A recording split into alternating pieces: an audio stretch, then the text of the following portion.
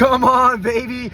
Look at A&M blowing out a top 10 team. Look at Kyle Field, that was supposed to be empty, just going crazy. Look at A&M rattling a quarterback. Look at A&M going out there methodically and just scoring and moving the ball.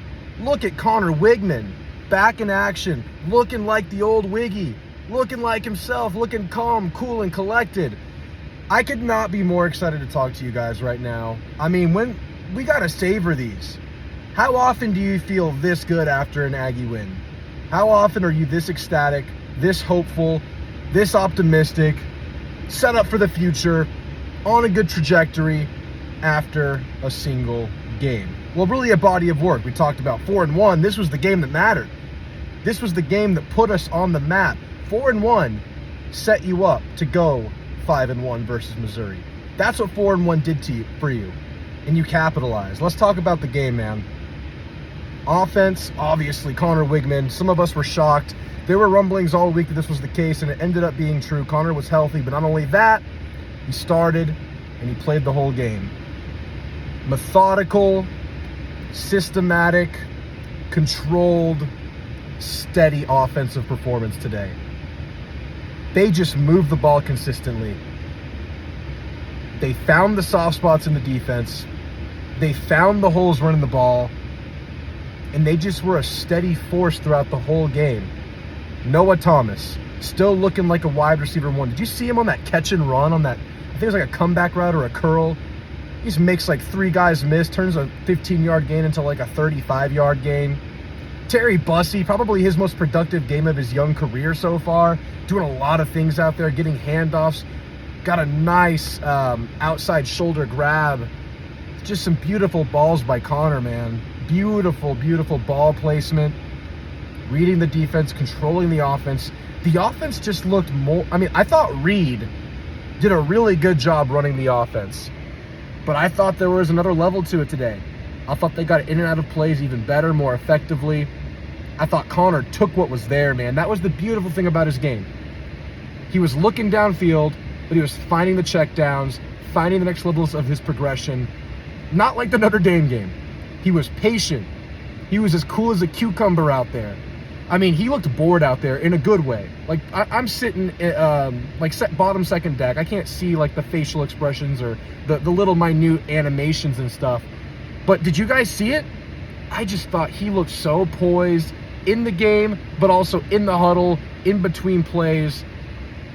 I wonder if sitting and just watching this team and taking it in for the last few weeks, after he had just gone through that whole thing last year, really kind of settled him down, really kind of honed him in. Because today could have gone another way.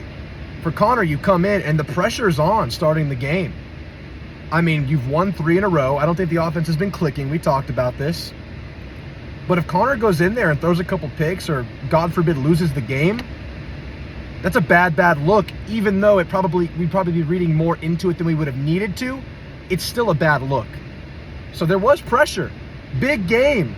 Really, if you want the highest, most optimistic outcome on the year, this was a must-win game if you want that. Now, you could say it's not a must-win game because it's Mike Elko's 6th freaking game here. It's not like there's a huge detriment to losing it in the big picture.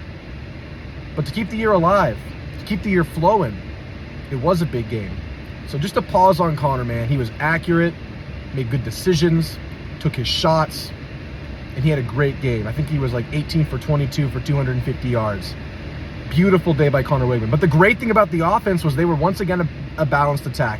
I think it was 22 passes to 36 runs, and they ran more than they probably had to in the second half because they were milking the clock, just like the Florida game. But just that balanced game we had been looking for. We've been calling for it. Like, this team just needed a passing game, and boy, did they get it today. And that's what it looks like. That's what it looks like when you have a complete offense. When Colin Klein has a quarterback that can accomplish what he wants to. I like the effort early in the game to get players like Jabri Barber involved in the game on some screens, on some bubble plays. I like the comeback routes to get Noah Thomas the ball in his hands. We've been talking about it on this channel. Noah Thomas can make stuff happen in open field with the ball in his hands. So they got him the ball. Ja'Day Walker, that contested grab that could have been an interception, man. I'm like scratching what's like I'm a cokehead on. I'm addicted to Aggie football. I'm addicted to this. This is what I love. That grab, man, that contested like 40-yard grab. Ja'Day played well. Bussy was such a good option today. And of course the running backs.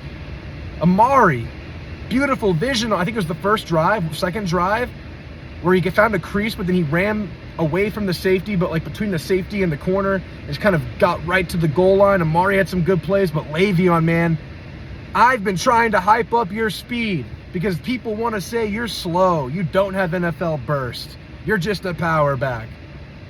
Look at him breaking away for these long touchdowns, these explosive plays. Look at him outrunning the secondary. Look at Le'Veon Moss, the lead back, top 3 rusher in the SEC.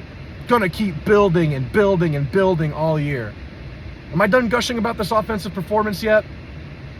O-line played well enough. I don't know if they played their best game. And you dropped 41 on a top 10 team, baby. Oh my goodness. I think there was some inconsistency at times running the football. Now, I think the running backs missed some holes, but I think there was maybe could have gotten more of a push sometimes. Obviously, like I'm saying, well enough, but that's, I think, an area you can grow. And I don't even think we saw this offense fully unleashed because they were able just to milk the game out in the second half. I think this offense, if they play like that, they can get in a shootout. They can play ball with a high-scoring affair. But when your defense is playing like that, are you going to be getting in shootouts? I mean, come on, man. Come on. That was touted as one of the best wide receiver groups in the SEC. And yes, the D-line did a great job. The blitz packages did a great job getting to Brady Cook and making his day bad. But as often as we saw defensive linemen blowing plays up or linebackers blowing plays up, there were a ton of plays where Brady Cook just had nowhere to go with the ball.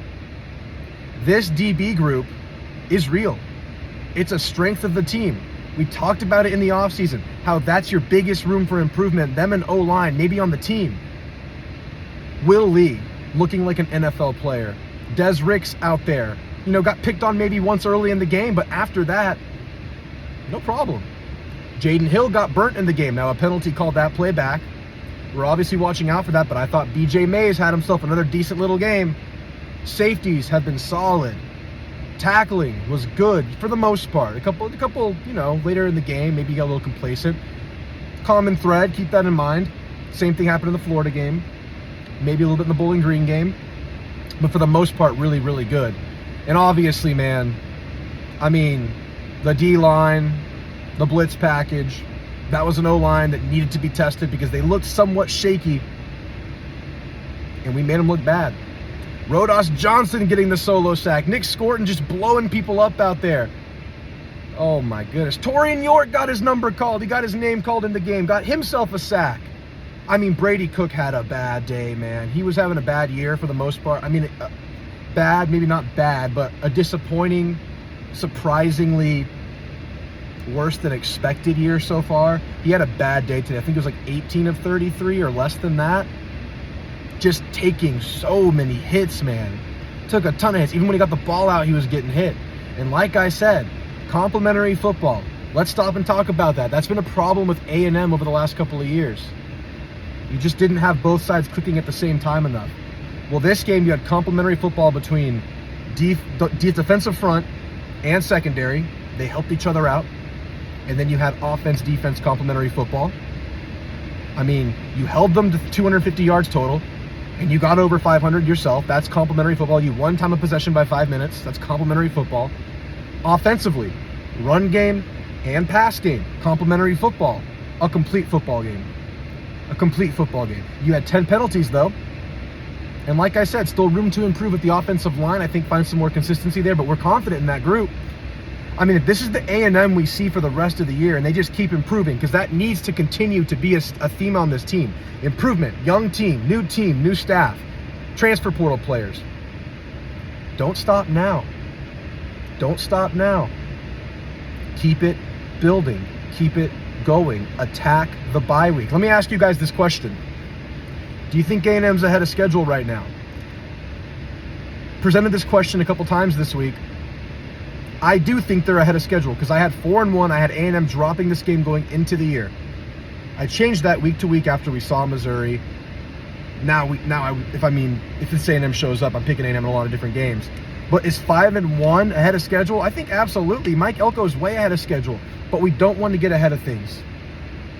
It's about the week-to-week grind. It's about handling Mississippi State, handling the bye week, getting healthy, getting recovery, and just keep chipping away. You didn't win anything today. You won a game. But it doesn't get you to the playoff. It doesn't get you any kind of accolades.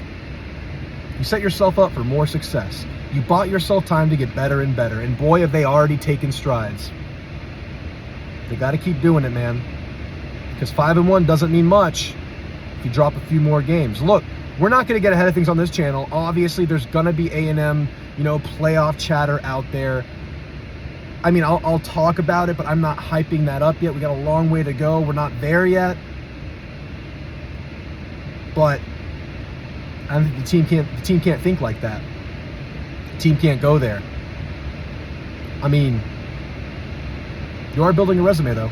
You are building a little bit of a resume. I mean, you have your road win, you have a quality loss, you have a neutral site win. Both of those are conference. And then you just got a top 10 win. But you got to keep going, man. We're going to stress that. We're going to keep stressing that throughout the bye week. But all right, guys, I think I'm going to get out of here. What else am I going to talk about? Oh, Mike Elko called you guys out. I'm not talking to you. I'm talking to you. And you. Not you. You're good. But you. He was talking to you. You need to own up to what you were saying about Connor Weigman. You need to own up to it. Because he arrived. Nah, we're fans. We can do what we want. He was more so talking to the media. But guys, what a hell of a night. Please, if you made it to the end of this video, just comment your thoughts. Like the video. Subscribe if you haven't. I'm going to go have me a freaking margarita. Gig 'em.